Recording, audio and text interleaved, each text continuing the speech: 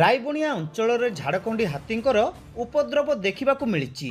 ଚଳିତ ବର୍ଷ ପ୍ରଥମ ଥର ପାଇଁ ରାଇବଣିଆ ଅଞ୍ଚଳରେ ପ୍ରବେଶ କରିଛନ୍ତି ଝାଡ଼ଖଣ୍ଡି ହାତୀପଲ। ରାତିରେ ସର୍ଦାରବନ୍ଧ, ରାଇବଣିଆ, ଅଲମରା ପଞ୍ଚାୟତର ବିଭିନ୍ନ ଗାଁରେ 60ରୁ ଉର୍ଦ୍ଧ୍ୱ ଝାଡ଼ଖଣ୍ଡି ହାତୀଙ୍କର ଉପଦ୍ରବ କରିବା ସହିତ ଚାଷ ଜମିରେ ପଶି ବ୍ୟାପକ ଧାନ ଫସଲ ନଷ୍ଟ କରିଛନ୍ତି। ଗାଁ ଭିତରେ ପଶିଯିବାରୁ ଲୋକମାନେ ଭୟଭୀତ ହୋଇପଡ଼ିଛନ୍ତି।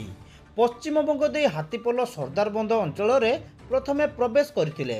ଖବର ପାଇ ଜଳେଶ୍ୱର ବନ ବିଭାଗ ଟିମ୍ ଏବଂ ଗଜସାଥୀ ପହଞ୍ଚି ହାତୀପଲ ଘଉଡ଼ାଇବା ପାଇଁ ଉଦ୍ୟମ କରିଛନ୍ତି।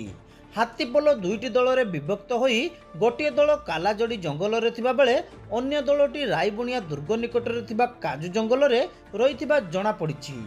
ଉଭୟ ରାଇବଣିଆ ଓ ଜଳେଶ୍ୱର ବନ ବିଭାଗ ହାତୀର ଗତିବିଧି ଉପରେ ନଜର ରଖିଛନ୍ତି।